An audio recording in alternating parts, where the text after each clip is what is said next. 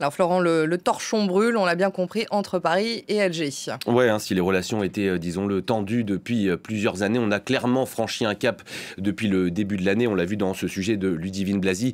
Il y a notamment les commentaires d'Emmanuel Macron sur le cas Boualem Sansal. L'Algérie se déshonore en ne le soignant pas. Et puis, bien sûr, cette affaire très sérieuse des influenceurs algériens. Cette affaire, elle est déjà arrivée devant les tribunaux français. La genèse, eh bien, ce sont donc ces 6 influenceurs algériens au moins qui s'expriment en dialecte algérien pour parfois appeler à commettre des meurtres, des viols sur le sol français. Voilà le fond de l'affaire. On l'a vu, l'un d'entre eux, Doualem, a été expulsé vers l'Algérie avant d'être immédiatement renvoyé par les autorités algériennes. C'est ce qu'on appelle un bras d'honneur pour la France. Disons-le clairement. La question qu'on peut se poser, c'est est-ce que toute cette entreprise de déstabilisation est orchestrée depuis Alger? On est en droit raisonnable de se poser la question. Ce qui peut paraître étonnant, c'est que certains de ces influenceurs, eh bien, c'était auparavant des opposants au régime algérien. Alors pourquoi ont-ils retourné leur veste? Leur a-t-on promis quelque chose, de l'argent?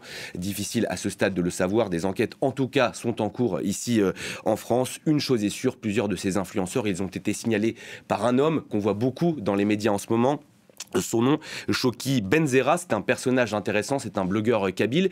Et tiens, lui aussi a grandi dans un climat, lui, hostile à celui de la France. On assiste donc à une sorte de chassé-croisé idéologique entre ces influenceurs et ce lanceur d'alerte, ce qui peut bien sûr interroger sur leurs vraies intentions.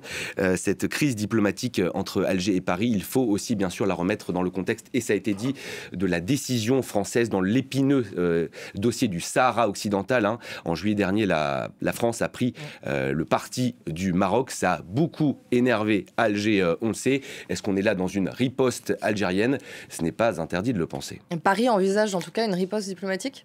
Oui, il y a plusieurs armes qui sont à la disposition de la France, de Gérald Darmanin à Gabriel Attal, en passant par Bruno Retailleau, qu'on a entendu tout à l'heure avec ses lunettes de soleil, et Marine Le Pen. Droite et extrême droite sont sans surprise en première ligne dans ce dossier. Et on assiste depuis plusieurs jours, il faut le dire, à un tir groupé pour dénoncer l'accord de 1968. On en parle beaucoup sur notre antenne. C'est un accord qui organise le séjour et l'emploi des ressortissants algériens ici en France. Cela leur permet d'avoir un régime de droit commun plus favorable que d'autres pays. Et il est donc dénoncé, cet accord, notamment par Bruno Retailleau, qui le dénonce depuis longtemps. Finalement, cette affaire algérienne, c'est une aubaine pour certains pour réaffirmer leur positionnement. Bruno Retailleau en tête, c'est un cadre des Républicains, cadre désormais du gouvernement Bayrou.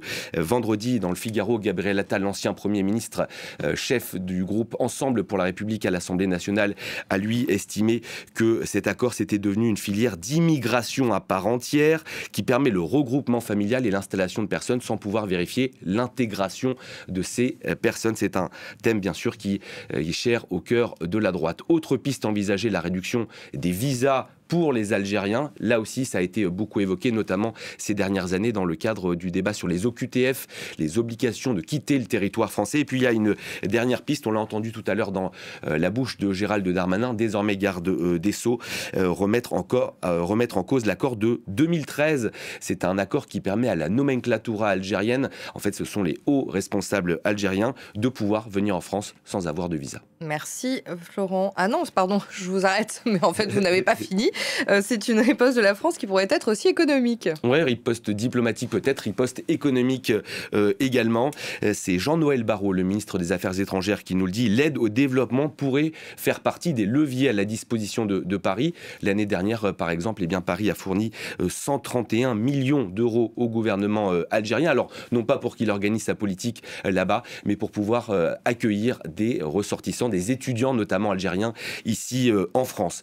Il y a aussi une piste qui a été évoquée, c'est l'augmentation des droits de douane. Mais là, la France le sait, ça va se jouer au niveau européen. C'est l'UE qui détermine quels sont les droits de douane avec les pays partenaires. Ce n'est donc pas uniquement la France elle-même, mais c'est une piste, c'est une posture qui a été lancée par Gabriel Attal.